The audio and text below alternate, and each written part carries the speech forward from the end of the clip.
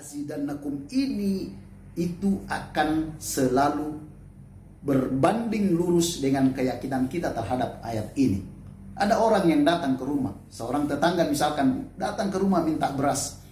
Pertama kita kasih, hari kedua datang lagi, hari ketiga datang lagi, hari keempat sudah terbesit dalam hati. Ini kenapa ini? Emang tidak bisa nyari nafkah sendiri?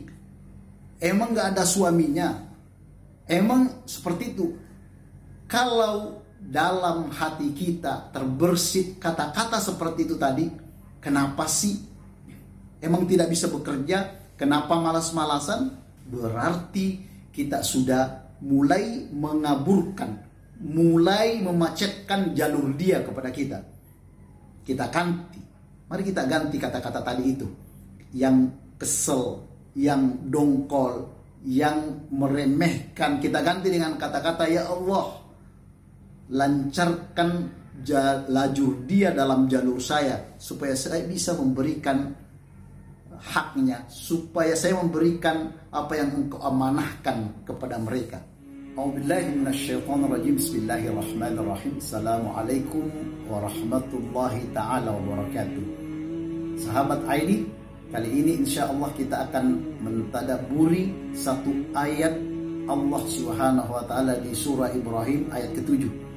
Wa in ta'adzana rabbukum la in syakartum la azidannakum wa la in kafartum inna adzabi lasyadid. Wa in ta'adzana rabbukum, ketika Allah Subhanahu wa taala memberikan notis kepada kita, memberikan maklumat kepada kalian semua, memberikan pemberitahuan kepada kita semua, apa yang Allah berikan, apa yang Allah umumkan, yang menjadi suatu kepastian.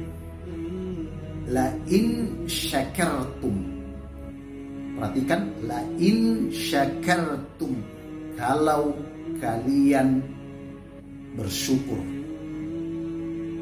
Apa yang dimaksud dengan kata-kata syakar, kata-kata syukur di sini?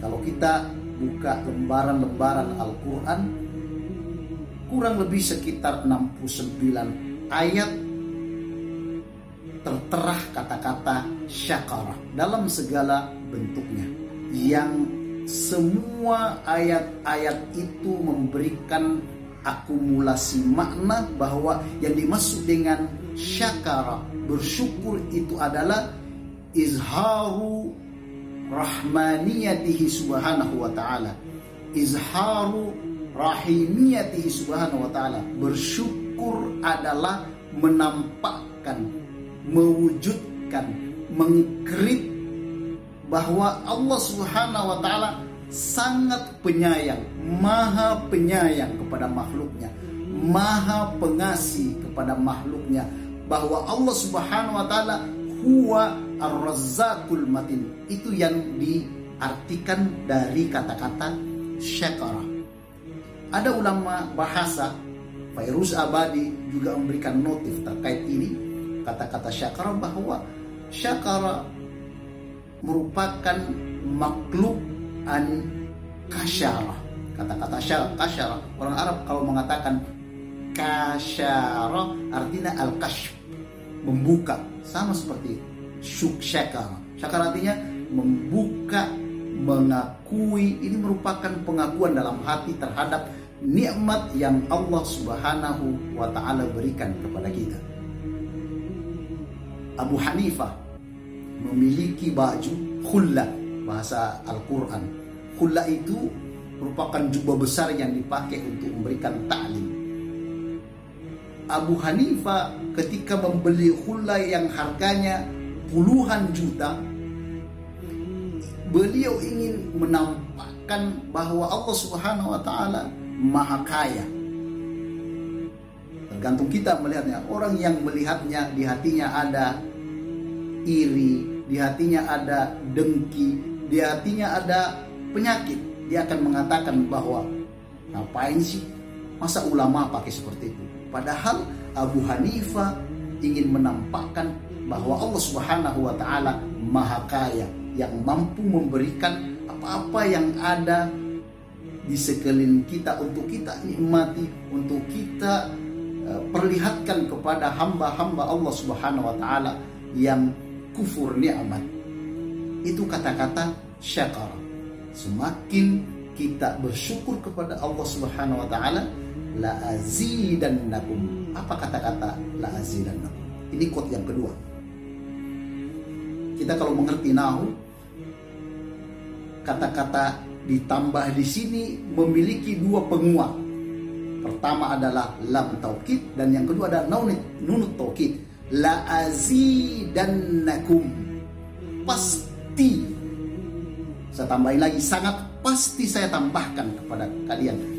Kata-kata kepastian ini itu akan tergantung dari atau sejalur dengan keyakinan kita terhadap ayat ini.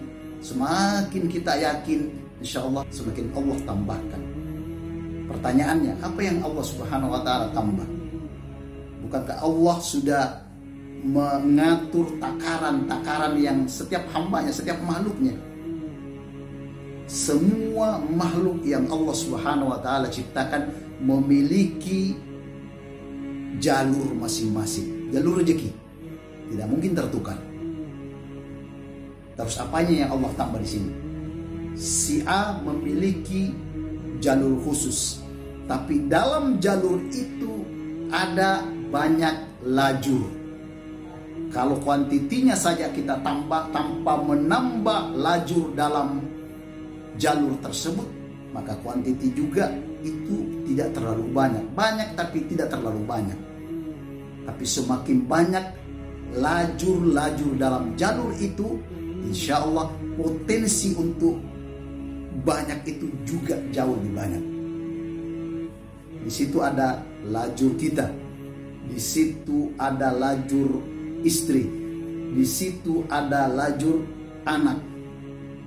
Kita akan tambah ketika seorang tetangga datang kepada kita minta bantuan. Artinya Allah mengirim tetangga tersebut kepada kita untuk membangun satu lajur baru dalam jalur kita. Ada lajur tetangga di situ. Ada lajur orang-orang fakir di situ. Ada orang-orang jalur orang-orang yang datang kepada kita yang menginginkan bantuan.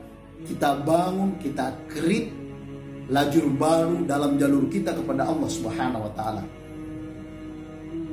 Semakin banyak orang yang datang kepada kita, semakin banyak lajur-lajur dalam jalur rezeki kita kepada Allah Subhanahu wa taala. Seperti itu pemahaman dari kata-kata la azidannakum. Akan tetapi la azidannakum ini itu akan selalu berbanding lurus dengan keyakinan kita terhadap ayat ini. Ada orang yang datang ke rumah, seorang tetangga misalkan datang ke rumah minta beras. Pertama kita kasih. Berarti sudah terkritu lajurnya dalam jalur kita kepada Allah Subhanahu wa taala. Sudah terkoneksi lajur dia dalam jalur kita, bahwa Allah percaya kepada kita untuk memberikan kebutuhannya melalui jalur kita. Jadi bikin lajur baru dalam jalur kita. Hari kedua datang lagi, hari ketiga datang lagi, hari keempat sudah terbesit dalam hati. Ini kenapa ini? Ngapain sih gitu? Emang tidak bisa nyari nafkah sendiri? Emang gak ada suaminya? Emang seperti itu? Kalau dalam hati kita terbersit kata-kata seperti itu tadi, kenapa sih? Emang tidak bisa bekerja? Kenapa malas-malasan?